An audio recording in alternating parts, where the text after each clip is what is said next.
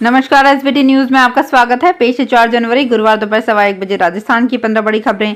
इस news bulletin के प्रायोजक हैं विनी केक एंड मोर। तो सबसे पहले एक नजर डालते हैं आज के हेडलाइंस पर। मोदी के कार्यक्रम में बदलाव, कल आएंगे जयपुर। आपका दावा, आज गिरफ्तार हो सकते हैं केजरीवाल। सीएम भजनलाल शर्मा आज राजसमंद के दौरे पर। मुख्यमंत्री बनने के बाद पहली बार चारभुजानाथ मंदिर में करेंगे दर्शन। 15 राज्यों में घना कोहरा, दिल्ली में 26 ट्रेनें लेट, एमपी यूपी में बारिश। और राम मंदिर प्राण प्रतिष्ठा निमंत्रण पत्र की पहली झलक। और अब खबरें विस्तार से। प्रधानमंत्री नरेंद्र मोदी के जयपुर आने के कार्यक्रम में बदलाव हुआ है। पीएम मोदी 6 जनवरी की जगह 5 जनवरी को जयपुर आएंगे। पीएम मोदी का शाम को जयपुर आने का कार्यक्रम है। इस दौरान वे एयरपोर्ट से सीधे बीजेपी कार्यालय पहुंचेंगे, जहां वे संगठनात्मक बैठक ले सकते हैं। बैठक में प्रदेश पदाधिकारियों के साथ सभी बीजेपी विधायक भी मौजूद रहेंगे। इसके बाद पीएम राजभवन में रात्रि विश्राम करेंगे। वहीं अगले दिन 6 जनवरी को डीजीआईजी कॉन्फ्रेंस में भाग लेंगे। ईडी ने दिल्ली के सीएम अरविंद केजरीवाल को तीसरी बार समन भेजकर 3 जनवरी को पूछताछ के लिए बुलाया था।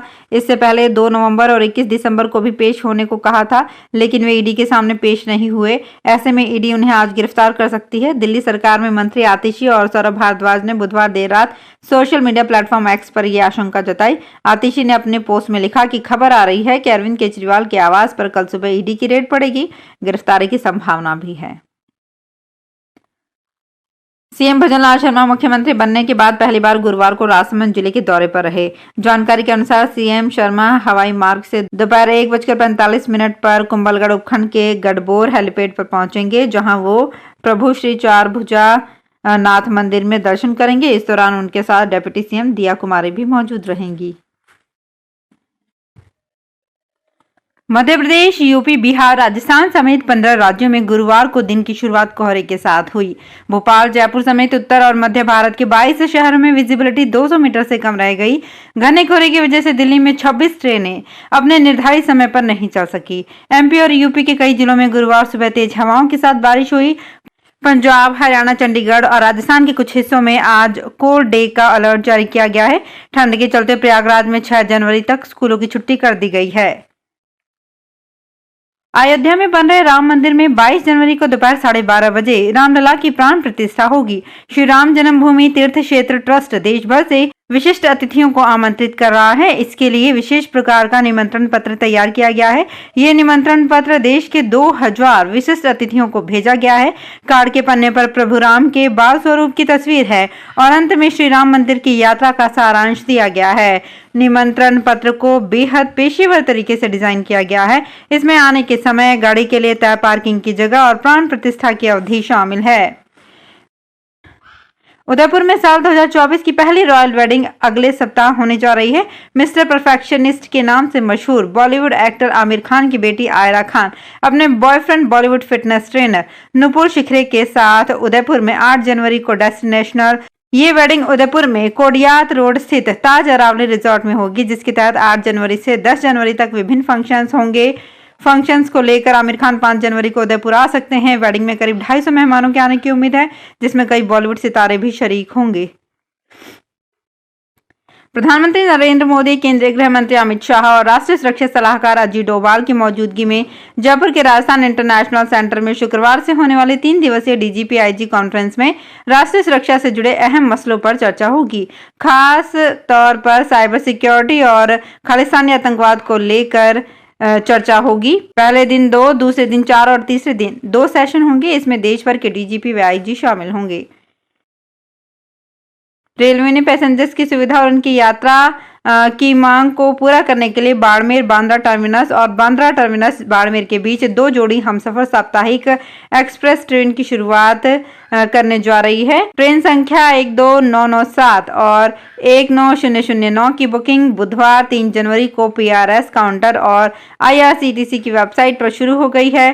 केंद्रीय मंत्री कैलाश चौधरी ने कहा कि बाड़मेर से बांद्रा टर्मिनस हमसफर साप्ताहिक एक्सप्रेस आज रात को 10:50 पर रवाना होगी।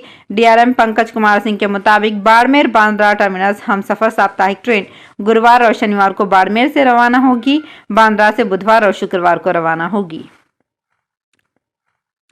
ब्रिटिश काल के दौर से चली आ रही इंडियन पिनल कोड की भारतीय न्याय संहिता इसी महीने गणतंत्र दिवस यानी 26 जनवरी से पहले लागू करने की तैयारी की जा रही है। अधिसूचना जारी होने के साथ ही गैर संगीन अपराध के तहत जेल में बंद करीब 82,000 कैदियों की रिहाई प्रक्रिया शुरू हो जाएगी। इनके होली से पहले जेल से बाहर आने की संभावना है। गृह मंत्रालय के सीनियर अधिकारी का कहना है कि अंडर ट्रायल कैदियों की रिहाई प्रक्रिया शुरू करने के लिए ट्रेनर जेल अधिकारियों, पुलिस बल और वकीलों को ट्रेनिंग देंगे। 3,000 ट्रेनर्स की ट्रेनिंग हो चुकी है। अब ये ही बाकी लोगों को नए कानून के हिसाब से ट्रेन करेंगे।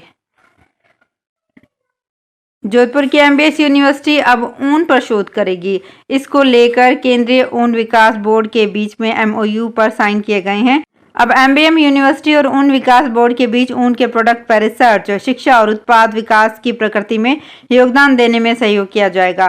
खासतौर पर ऊनी वस्त्र उद्योग की उन्नति और उन उद्योग के संपूर्ण क्षेत्र की नीतियों और विभिन्न क्षेत्रों के बीच होने वाले कार्यों और प्रोजेक्ट के बीच जानकारी भी साझा होगी। बालोतरा के पचपदरा में बन रही देश की सबसे बड़ी अत्याधुनिक BS6 रिफाइनरी का काम दिसंबर 2024 तक 90% पूरा होने के साथ ही उत्पादन शुरू हो जाएगा। रिफाइनरी के सबसे अहम यूनिट DCU व कोक डैम का कार्य 90% पूरा हो गया है। ये कोक डैम एशिया का सबसे बड़ा है, 125 मीटर गोलाकार और 63.5 मीटर ऊंचा। ये सिल्वर कलर का डोम 20 किलोमीटर दूर से नजर आता है। कोक डोम में 95,800 मीट्रिक टन पेटकोक संग्रहण करने की क्षमता है। पेटकोक बनाने का कार्य पास ही बनी DCU यूनिट में किया जाएगा। रिफाइनरी में उत्पादित होने वाले पेटकोक का कुछ हिस्सा मशीनरी चलाने के लिए काम में लिया जाएगा। केंद्रीय कृषि राज्य मंत्री बुधवार को बाड़मेर जिले के दौरे पर रहे। शाम को बाड़मेर शहर में निर्माणाधीन ओवरब्रिज का जायजा लिया। वहीं अधिकारियों को तय समय से पहले पूरा करने के निर्देश दिए। वहीं DRM से बात कर रेलवे से क्लियरेंस परमिशन देने के लिए फोन किया। कांग्रेस प्रदेश अध्यक्ष के बयान। मंत्री ने कहा कि कांग्रेस के अंदर चमचागिरी और आकाओं के पीछे घूमने वालों को प्रतिनिधित्व मिलता है। बीजेपी में बूथ कार्यकर्ता राष्ट्रपति बन जाता है। मंत्री ने कहा कि कांग्रेस प्रदेश अध्यक्ष इतना कहना चाहूंगा कि वो रिसर्च करे कि उस पर्ची में क्या था। उदयपुर में पहाड़ा थाने के हेड कांस्टेबल कमल सिंह किकवत को ACB उदयपुर की टीम ने बुधवार देर शाम को 10,000 रुपए की रिश्वत लेते हुए गिरफ्तार कर लिया। ACB टीम को देखकर हेड कांस्टेबल पास ही खेत में भागने लगा। भागते हुए असंतुलित होकर वो गिर गया। तभी ACB टीम ने उसका पीछा करते हुए दबोच लिया। परिवादी संजय कुमार बडेरा ने भ्रष्टाचार निरोधक ब्यूरो को इसकी शिकायत की थी। उदयपुर के मोहनलाल सुखाड़े विश्वविद्यालय के स्नातक कला, विज्ञान और वाणिज्य के पहले सेमेस्टर के नियमित विद्यार्थियों के लिए परीक्षा आवेदन की तारीख को आगे बढ़ाया गया है। सुखाड़े विश्वविद्यालय के परीक्षा नियंत्रक डॉक्टर RC कुमावत ने बताया कि अंतिम तिथि लेट फीस के साथ 8 जनवरी तक बढ़ा दी गई है। इन विद्यार्थियों को लेट फीस के रूप में 500 रुपए देने होंगे। लघु उद्योग भारतीय महिला इकाई कोटा की तरफ से आत्मनिर्भर भारत की पहचान महिलाओं का उत्थान थीम पर 5, 6, 7 जनवरी को माहेश्वरी भवन पर स्वयं सिद्धा प्रदर्शनी का आयोजन सिडबी की मदद से किया जा रहा है, जहां छोटे स्तर पर काम करने वाली महिला उद्यमी और ऐसे स्वयं सहायता समूह जो बहुत छोटे स्तर पर कार्य कर रहे हैं उन्हें निःशुल्क स्टॉल्स प्रदान किए गए हैं।